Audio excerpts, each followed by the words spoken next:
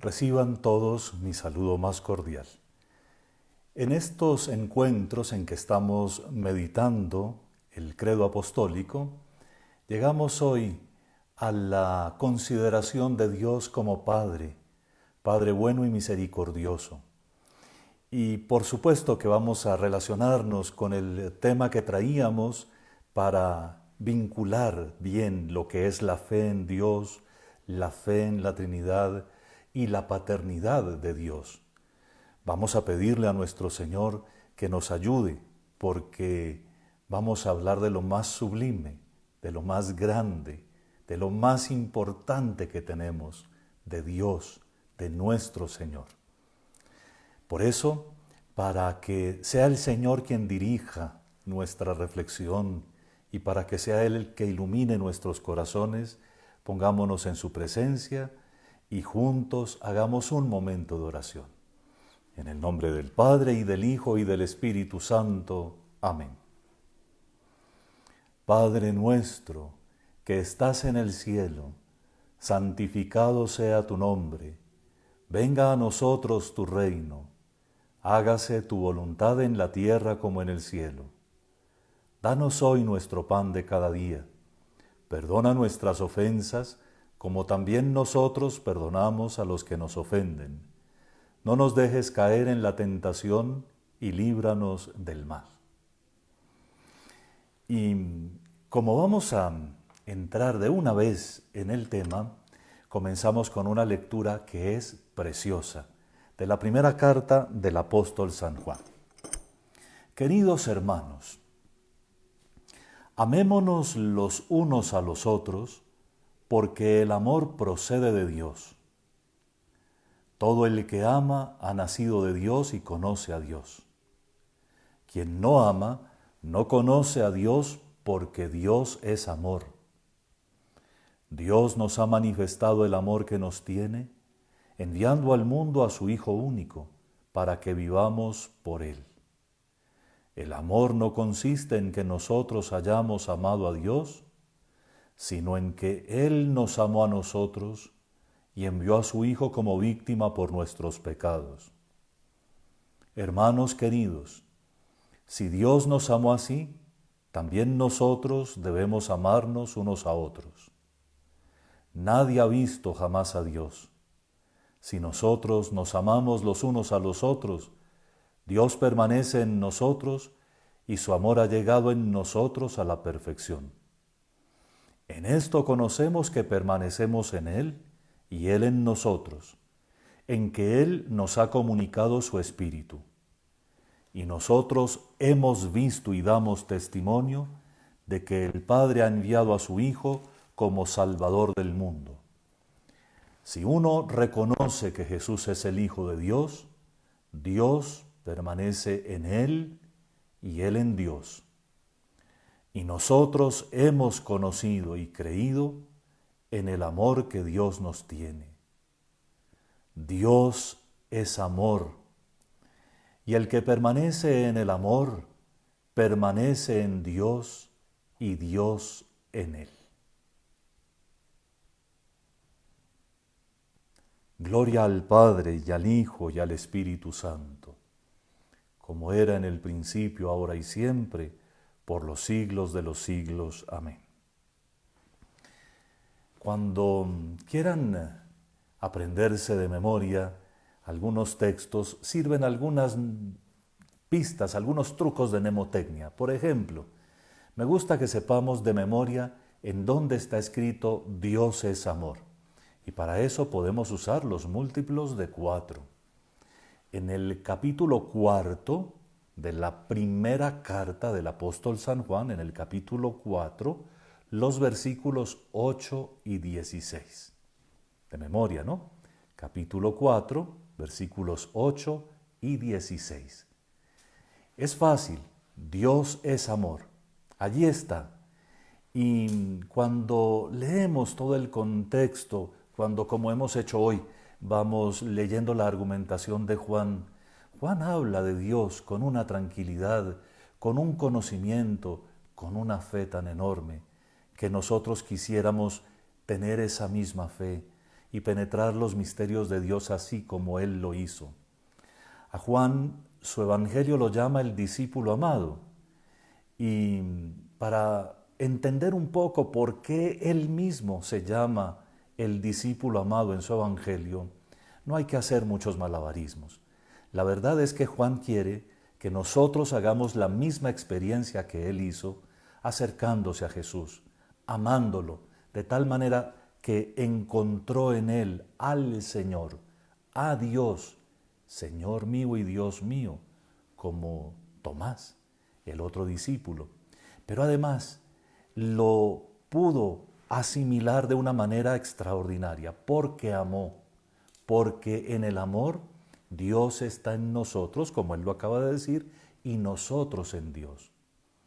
Cuando uno piensa en la frase creo en Dios y la racionaliza demasiado, uno logra entender algo, por supuesto, de Dios. Lo hicimos la semana pasada. Pero fuera de entender un poco, uno deja la relación entre alguien tan supremamente grande y nosotros tan humildes como algo que hay que seguir estudiando y buscando. En cambio, cuando uno dice yo amo a Dios y uno conoce la experiencia del amor, uno sabe que cuando uno ama, el otro está en uno y uno está en el otro. Las personas que se aman se llevan en el recuerdo, es decir, en el corazón, las unas a las otras. Y cuando nosotros acabamos de oír que Dios es amor y que el amor consiste no en que nosotros hayamos amado primero, sino en que Él nos amó y nos envió a su propio Hijo, entonces entendemos que Dios siempre nos ha tenido en su mente. Nosotros siempre hemos estado y que cuando nosotros comenzamos a amar a Dios sinceramente, entonces comenzamos a tener a Dios en nosotros, porque el amado está en el que ama. Vamos a pensar todavía un poco más, como les dije en la introducción, sobre la idea de la revelación de Dios nuestro Señor. Si en el programa anterior repasamos el texto de la aparición o manifestación de Dios a Moisés en la zarza ardiente, y si en la zarza ardiente a Moisés se le invitó primero a descalzarse, quítate las sandalias porque el terreno que pisas es sagrado, y luego a entrar en relación con un Dios terrible que habla desde el centro del fuego, a nosotros se nos invita hoy a dar un paso más y a hablar desde el centro de una hoguera, pero de una hoguera de amor, cuyas llamas, como en el caso de la zarza, aunque ardan, no consumen, pero a diferencia de la zarza, que no arden, sino que enamoran, que apasionan. Dejémonos llevar por este amor, porque de eso se trata. Y cuando yo digo, creo en Dios, cuando todos decimos, creemos en Dios, o creemos en un solo Dios, estamos haciendo profesión de ese Dios que es amor, que es en sí mismo amor. Si en el programa anterior habíamos acompañado la revelación del Antiguo Testamento hasta el punto máximo de la revelación del amor divino, del nombre divino, si habíamos acompañado ese episodio hasta saber que cuando Moisés le dijo, y bueno, ¿quién voy a decir que me manda? Dios le contestó con infinita misericordia, diles que yo soy, te está mandando. Y cuando se hable de mí, digan que Dios es el que es. Mi nombre es misterioso. Yo soy el que soy. Yo soy el que es. El que siempre ha sido, el que es, el que será, el que tiene por esencia el ser. Y hoy, cuando escuchamos esta lectura del apóstol San Juan que habla de Dios, entendemos que el ser de Dios es amor. Y por eso es que se nos ilumina el misterio de la zarza, no como algo que destruye y quema, sino como un amor que edifica y que consume sin hacer daño, que invita a recogernos en él, sin que nos perdamos ni por un momento. De hecho, Moisés no se perdió. Tuvo una misión extraordinaria que lo hace recordado y venerado hoy, muchísimos años después, muchísimas generaciones después. Y de la misma manera, ninguno de nosotros se olvidará nunca. Si el mundo, después de recordarnos algunos años después de muertos, nos va a olvidar ciertamente, Dios nuestro Señor nunca va a dejar que nuestro nombre se olvide. Siempre va a estar cuidándonos como hoy, porque Él es el que es y ese ser suyo es el amor. Dios es amor. Claro que, como lo habíamos dicho al final de nuestra última reflexión, Dios se reveló progresivamente hasta manifestarse como Trinidad de personas. Siempre un solo Dios, único, uno y único, pero trinitario, es decir, Dios en quien tres personas distintas comparten la única naturaleza de Dios sin agotarla para ninguno de los tres, compartiéndola perfectamente, siendo los tres uno solo en esencia, una sola naturaleza divina. No hay dos dioses ni tres. Es un solo Dios, una sola naturaleza divina. Nada más es divino, solo Dios es Dios. Y sin embargo, tres personas distintas que viven, que subsisten en esa realidad que es Dios, Dios por esencia uno y único. Cuando entendemos que después de que Jesús reveló a los suyos la condición trinitaria de Dios, es más fácil que Juan llegue a esta exclamación, Dios es amor. Entonces también captamos que para nosotros, dichosos de haber recibido esta revelación, saber que Dios es amor nos ayuda a entender, en lo que humanamente se puede, por supuesto, que Dios es Trinidad, que Dios es un Dios personal, pero más que personal, tripersonal. No es alguien solitario que se complace mirando un mundo lejano, no, es tres personas distintas, uno que es la fuente de todo y otro que se recibe de la fuente y también es fuente de todo, y el tercero que sin dejar de ser fuente de todo lo que existe, es recibido de los dos.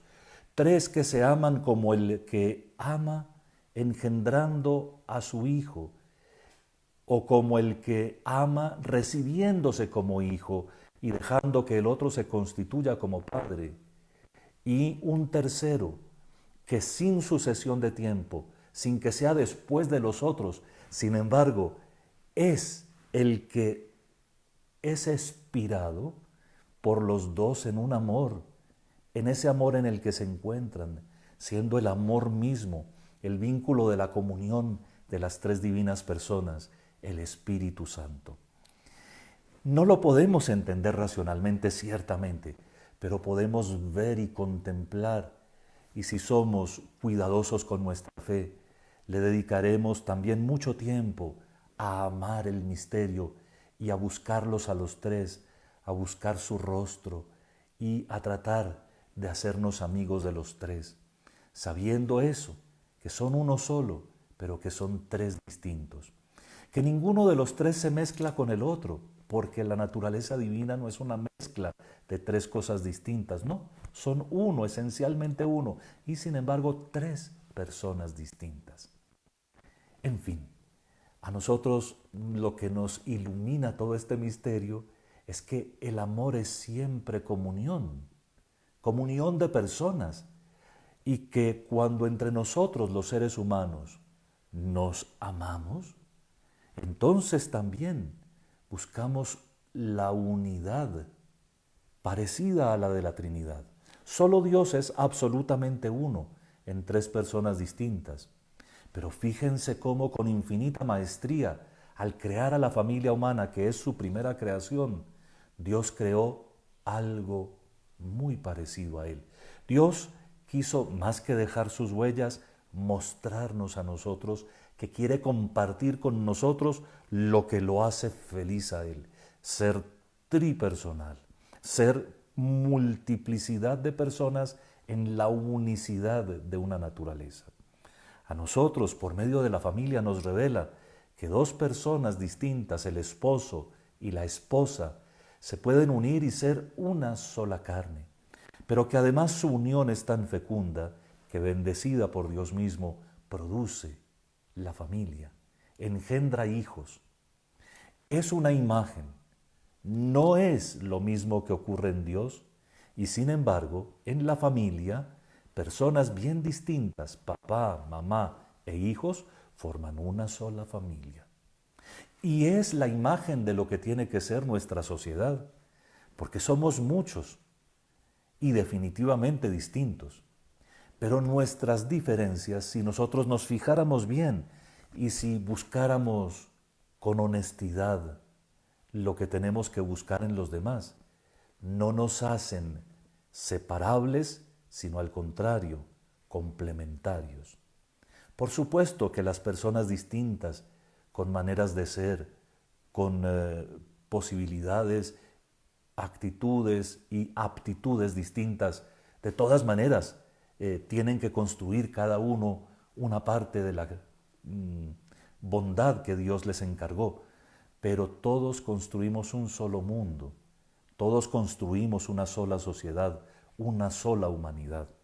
Nosotros por nuestras diferencias nos complementamos, no nos separamos. Por las diferencias, pelear es una tontería, si lo que el otro tiene es exactamente lo que me falta a mí. En fin, cuando nosotros contemplamos la humanidad entera, también tenemos que decir que está llamada a esa unidad que Dios nuestro Señor es en sí mismo.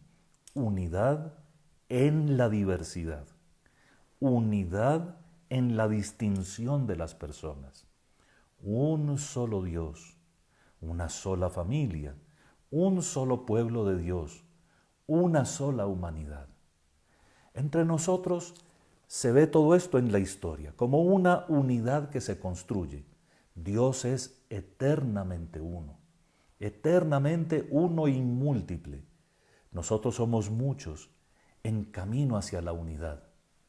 ¿Por qué peleamos? ¿Por qué discutimos? ¿Por qué nos hacemos sufrir los unos a los otros? Ahí está el misterio de la libertad humana que no acabaremos ciertamente de comprender. Pero del otro lado está el llamado de Dios uno y trino a que seamos como Él, en la diversidad verdaderamente uno, verdaderamente uno. ¿No es este pues el llamado del Papa Francisco en su última encíclica Fratelli Tutti, todos hermanos, usando la expresión italiana de San Francisco de Asís, Fratelli Tutti, hermanos todos? Él quiere que construyamos por la amistad social, como la llama Él, esa unidad que parece que nos cuesta tanto, tanto trabajo. Muy cuidadosamente, cuando reflexionamos en la fe que profesamos, creo en un solo Dios, vamos entendiendo también la naturaleza humana y cómo nosotros estamos hechos para completarnos por medio de nuestras diferencias hasta ser eso que Dios quiere de nosotros, verdaderamente uno como es Él. Dios nuestro Señor, cuando nos creó, como ya lo vimos en la introducción general al credo, nos hizo capaces de conocerlo a Él. Nos dio como ese interior en el que Él puede revelarse y puede formar al creyente. Cuando nuestro Señor quiere formarnos a nosotros, se toma la molestia además de salirnos al encuentro y de hablar con nosotros. La Sagrada Biblia es el testimonio escrito de la comunicación que Dios ha tenido con la humanidad entera, con ustedes y conmigo. Todo esto que estamos diciendo ahora puede desbordar la comprensión humana, pero no desbordará nunca la verdad que Dios quiere que nosotros conozcamos. En otras palabras, Dios quiere que sepamos estas cosas no porque en un momento vamos a agotar todo lo que se puede decir de la Trinidad Santísima o de la unicidad de Dios. No, sino porque Él sabe que en esto está nuestra alegría y nuestra salvación y que todos los días de la vida podemos conocerlo más a Él. Y conocerlo más es amarlo más. Y amarlo más es ser más felices. Sí, también en esta tierra, aunque sea un valle de lágrimas, aunque nos tropecemos, nos enfermemos, entremos en conflictos y tengamos que solucionarlos y tengamos que curarnos y tengamos que dar pasos para seguir adelante. Dios está allí y por su palabra nos ha contado cómo es Él. No podríamos saber nada de la Santísima Trinidad si Dios mismo no se hubiera revelado. Quisiera, para que demos el paso hacia Dios Padre,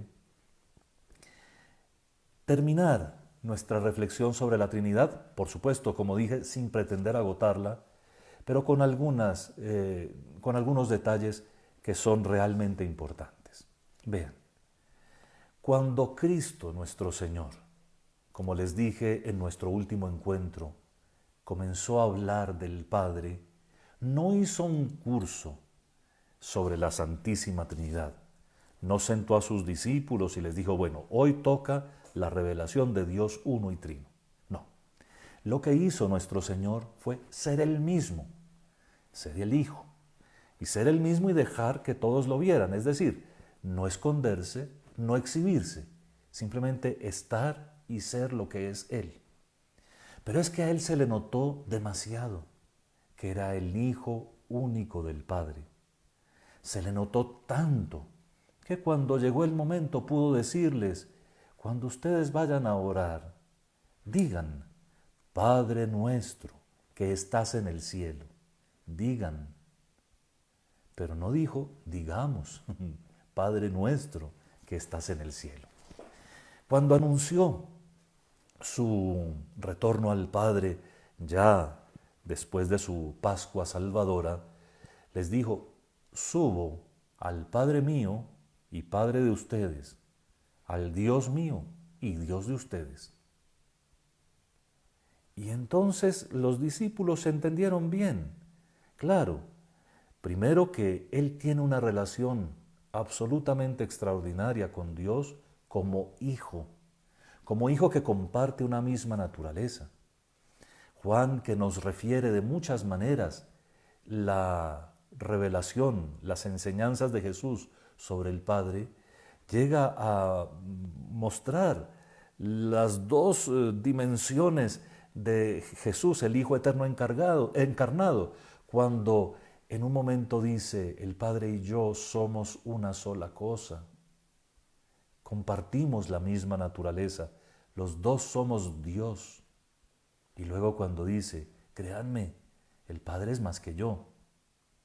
Por supuesto que ese más que yo no quiere decir que sea distinto o que en la Trinidad haya uno que es más importante que el otro, sino que en esa condición de Jesús encarnado, del Hijo Eterno encarnado, Dios puede ser visto como Dios.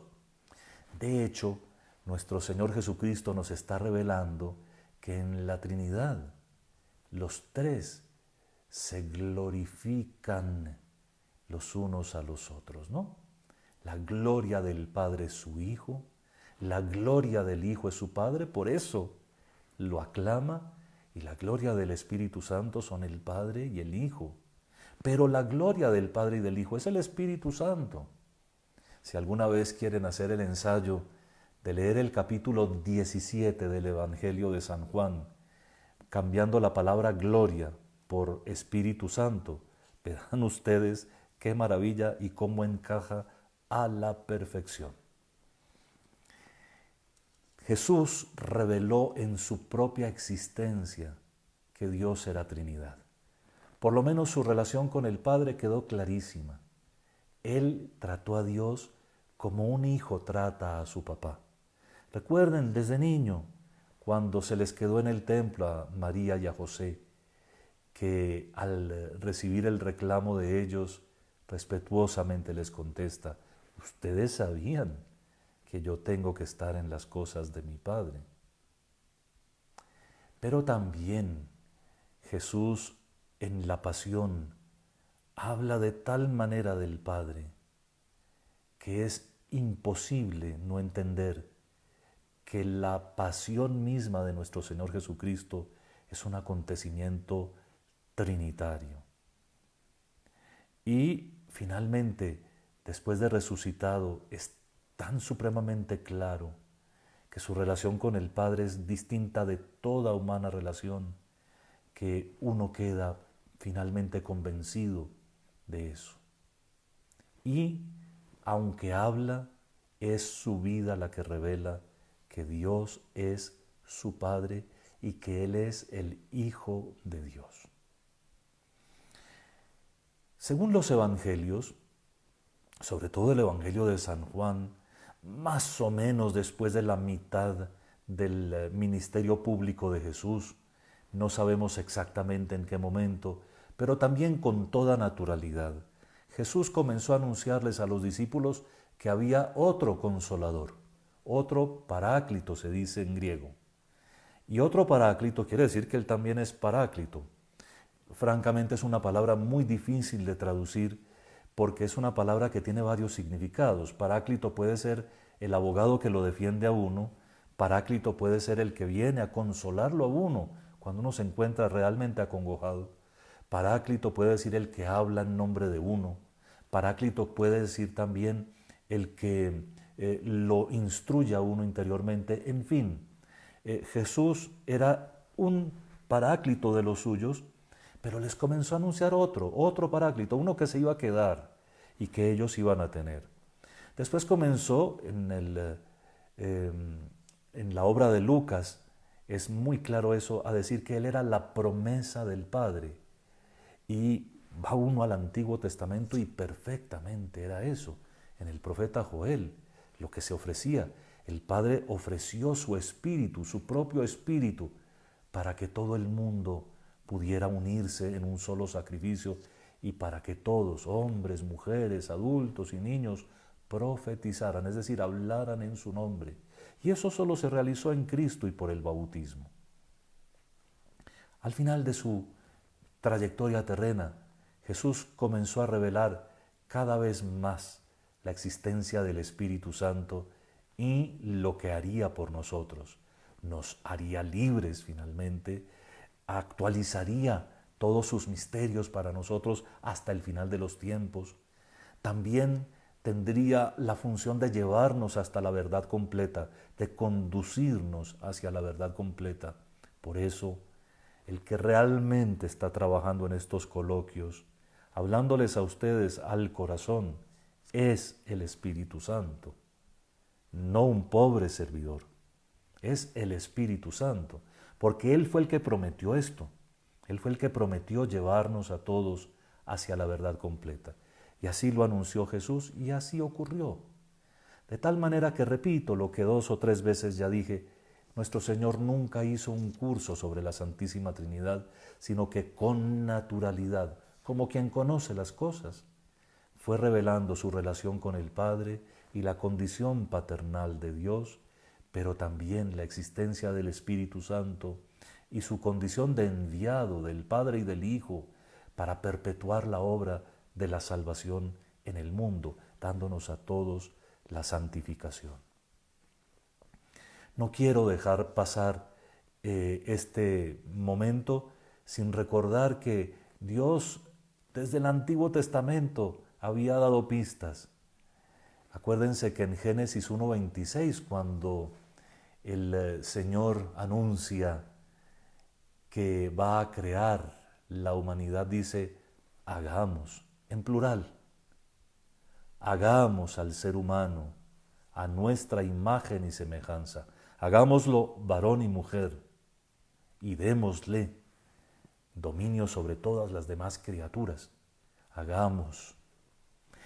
Luego a Abraham, en el capítulo 18 del libro del Génesis, se le manifiesta en una circunstancia terrible para anunciarle de todas maneras una gran consolación, pero Abraham supo que era Dios que se presentaba ¿Y qué fue lo que vio? 3 hombres. Y si queremos también releer el Antiguo Testamento con lo que ya sabemos que Cristo nuestro Señor reveló en su vida, con sus palabras, pero sobre todo con su propia existencia, entonces veremos que no solo el profeta Joel, a quien mencioné hace un poco, sino también Jeremías y otros profetas, y hasta algunos de los libros sapienciales, algunos salmos también, hablan del Espíritu de Dios, del Espíritu del Señor. Es verdad que en el Antiguo Testamento se identifican Dios y su Espíritu, pero ¿no es esa también nuestra revelación en Cristo de la Santísima Trinidad? No que son una sola cosa, pero esa identidad que el Antiguo Testamento veía, nosotros vemos que es personal. El Padre es Padre y el Espíritu Santo es el Espíritu Santo. Y en los libros de la sabiduría, sobre todo en el eclesiástico, que es preciosísimo, en el libro que se llama propiamente la sabiduría, y un pedacito también en los proverbios, la sabiduría de Dios es la que viene como personificada, y se dicen cosas extraordinariamente bellas de la sabiduría de Dios, a tal punto que uno, mirándolo por supuesto desde el Nuevo Testamento, sabiendo todo lo que ya hablamos a propósito de la revelación de la Trinidad en Cristo, uno dice, uy, por supuesto, si aquí Dios estaba hablando de su Hijo, al hablar de la sabiduría, estaba hablando de su Hijo. Nada extraño que el Nuevo Testamento llame a Cristo la palabra de Dios. En el principio existía la palabra, prólogo de San Juan, y la palabra estaba junto a Dios y la palabra era Dios. O lo que dice el Apocalipsis, tenía sobre el muslo escrito un nombre, palabra de Dios. El verbo, la palabra de Dios. La sabiduría ya representaba a Cristo, ya representaba al Hijo encarnado. Y con esto podemos dar por concluida nuestra reflexión que ojalá pudiéramos llevar un poco en el corazón y prolongar, ojalá, muchísimo más sobre la Trinidad y mostrar que la consideración de Dios uno y trino en tanta grandeza, en tanta belleza, nos tiene que abrir la mente sobre realidades y sobre actitudes que tienen que ser perfectamente claras. Vean, Dios es Dios. Dios es uno en 3 personas distintas y Dios es absolutamente verdadero y dice siempre la verdad. De tal manera que en todo lo que estamos diciendo, lo primero que sabemos es que Dios no nos va a engañar. Y en segundo lugar sabemos que Él en sí mismo realiza la verdad. ¿Qué es la verdad? La pregunta que le hizo el Rey a nuestro Señor Jesucristo durante su pasión. ¿Y qué es la verdad? Pero Jesús había dicho, yo soy la verdad. Y es que la verdad es una condición que uno pudiera decir que es de las palabras que uno dice, ¿no? Lo que digo es verdadero. Pero si uno se fija bien, es cuando esta palabra se adecúa a la cosa, cuando lo que dice de la cosa es exactamente lo que es la cosa. De tal manera que la verdad no está en mí, está en las cosas. Y en últimas, como ya lo sabemos, si las cosas no se dieron a sí mismas su ser, sino que otro las hizo, otro hizo, otro hizo, y finalmente es Dios el que responde porque todas las cosas existan. Lo que tienen de verdad las cosas, lo que mi mente puede captar de la verdad de las cosas es en últimas Dios. Es en últimas la revelación de esa huella de Dios creador que de verdad se deja ver en sus criaturas. Dios es verdadero en sí mismo y nos comunica la verdad, consecuencia para nuestra vida. Vean, la verdad está en las cosas. La verdad está en lo que vemos, no en lo que nos dicen ni en lo que sentimos. Uno no puede amanecer un día sintiéndose gato y comenzar a maullar y a comer concentrado, porque si uno no es un gato, lo llevan al manicomio. Hoy en día se puso de moda que uno se viste como se siente y que uno se pinta como se siente. Pero atención, que el sentimiento engaña, precisamente porque el que nos quiere engañar para que nos apartemos de Dios es astuto. Basta con que recordemos esto. Dios es verdadero. Dios es la verdad. Cristo lo dijo, soy la verdad, soy el camino, la verdad y la vida. Y que cuando nosotros vamos a tratar de entender la verdad, no es lo que nosotros pensamos, sino lo que nos dicen las cosas, lo que la realidad nos dice. La verdad que viene de Dios es la que está en el ser mismo de lo que existe, no en lo que nos imaginamos, no en lo que nos parece. Ya sabemos que el que se pierde de la verdad está enfermo. Y Dios es amor, lo que desde el principio venimos explicando y exponiendo en el día de hoy, hay que entenderlo, pero ahora volvamos lo práctico. Primero, como Dios es amor, Dios merece ser amado sobre todas las cosas. Digámoslo con una frase de Santa Teresa de Jesús, sería monstruoso no amar al amor. Es realmente monstruoso no amar al amor en persona, no amar al que tanto nos ama. Dios es amor. En segundo lugar, nuestra fe en Dios, creo en Dios, el inicio mismo del credo nos reclama reconocer la grandeza y la majestad que son propias solo de Dios. Si a partir de las cosas creadas podemos descubrir, como ya lo vimos en la Biblia, que nos dice la misma palabra de Dios, podemos descubrir a Dios con todos sus atributos o con la mayoría de sus atributos, poderoso, bueno, inteligente, sabio. Si en las cosas lo podemos reconocer, pues atención, en la fe, cuando digo creo en Dios y admito todo lo que la divina revelación me ha comunicado sobre Dios, entonces entro en una dimensión nueva que se llama la adoración. Y la adoración es este sentimiento, hablé ahora un poco mal de los sentimientos, pero es este sentimiento, esta experiencia que nunca es falsa, de que Dios es siempre más grande, siempre mejor, siempre más poderoso de lo que alcanzo a percibir yo. Que Dios es misterio, pero no porque se me oculte y se me haga el encontradizo, sino que Dios es misterio porque en Él está la vida, porque de Él viene todo, porque en Él siempre hay manera de progresar, porque Dios no se agota ni yo lo podría nunca agotar. Dios es grande y bueno, y adorarlo quiere decir reconocerlo, reconocerlo así como es Él, no como me lo imagino, sino como es Él y como se revela Él por su palabra. Otra consecuencia, vivir en continua acción de gracias. ¿Qué es la acción de gracias sino el reconocimiento de que todo lo que tengo lo he recibido? Miren, por favor, y ayuden a todas las personas que ustedes aman a mirar su propia vida. Como dice la palabra en otra parte, ¿qué tienes, oh hombre, que no hayas recibido? Y si lo recibiste, ¿por qué van a gloriarte? Y todo finalmente, todo viene de Dios. El solo hacer la experiencia de revisar mis pertenencias, lo que yo tengo, lo que digo que me gané con el sudor de mi frente, lo que digo que yo es mío porque lo trabajé. Atención, ¿quién me dio la salud? ¿Quién me dio las posibilidades?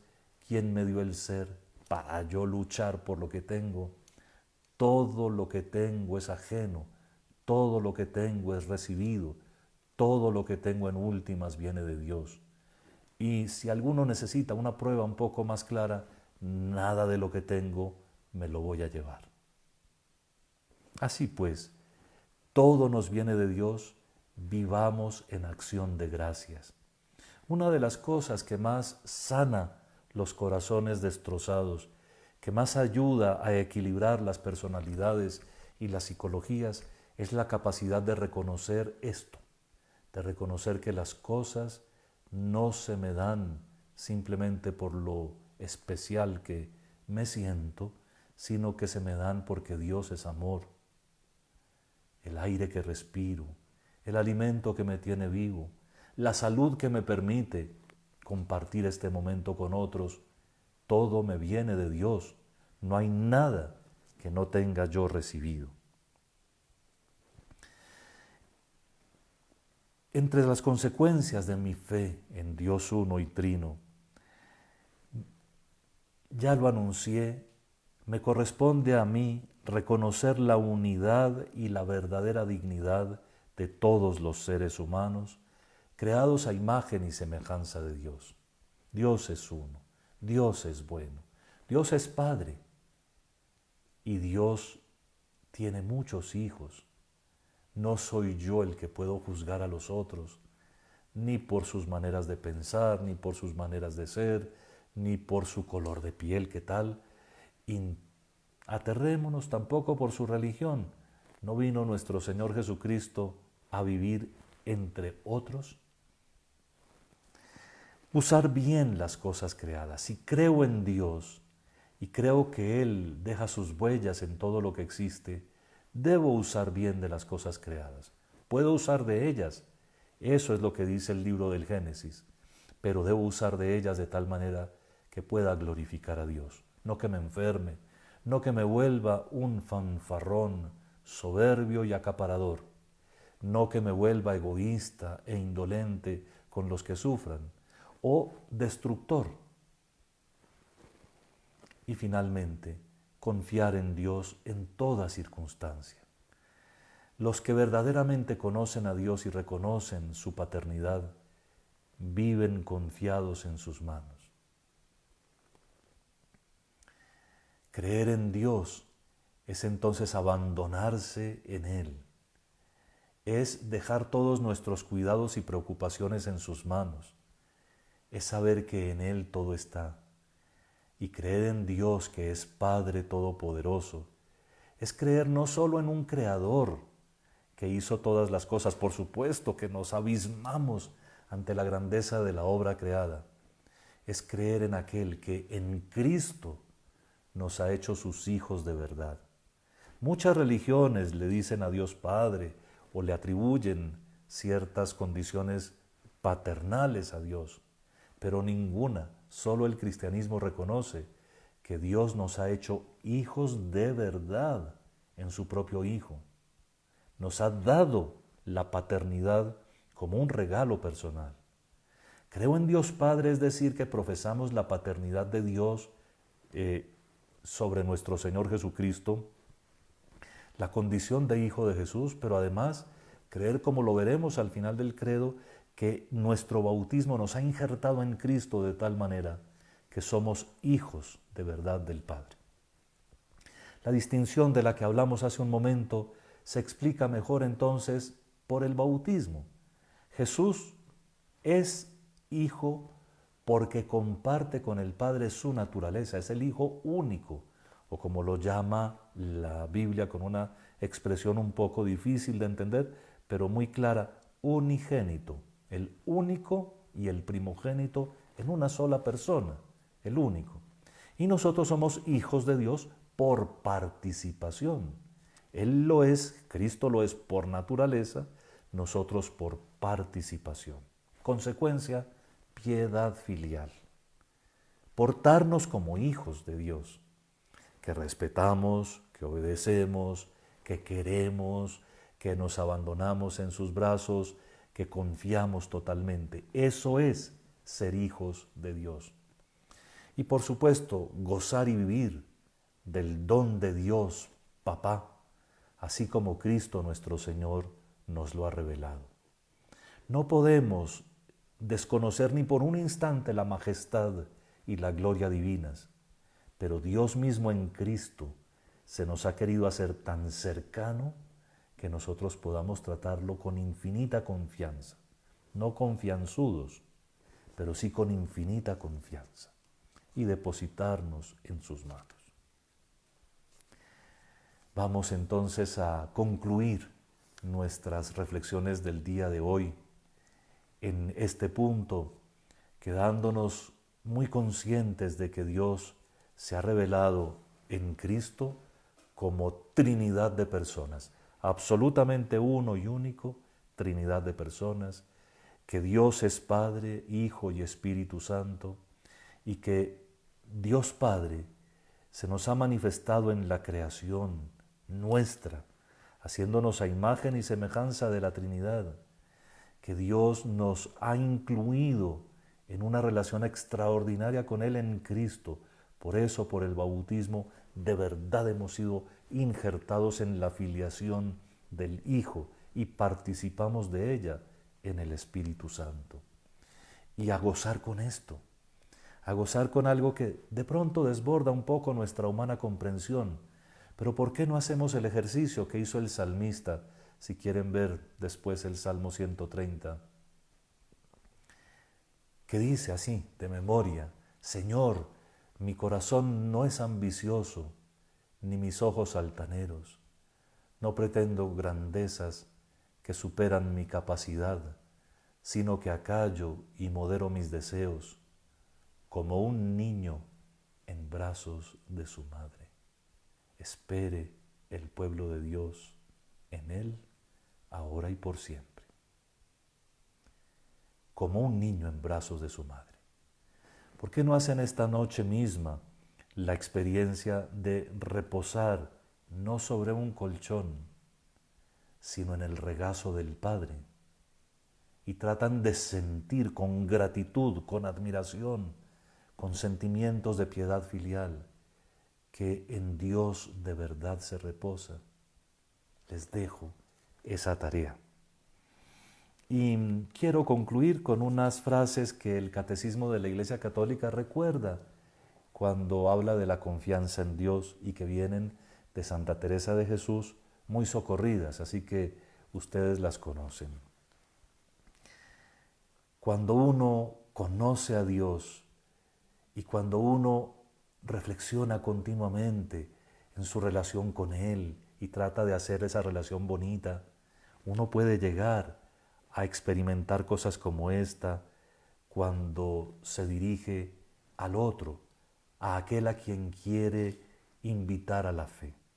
Nada te turbe, nada te espante. Todo se pasa, Dios no se muda, la paciencia todo lo alcanza. Quien a Dios tiene, nada le falta, solo Dios basta. Nada te turbe, nada te espante, todo se pasa. Dios no se muda, la paciencia todo lo alcanza. Quien a Dios tiene, nada le falta. La bendición de Dios Todopoderoso, Padre, Hijo y Espíritu Santo, los acompañe siempre.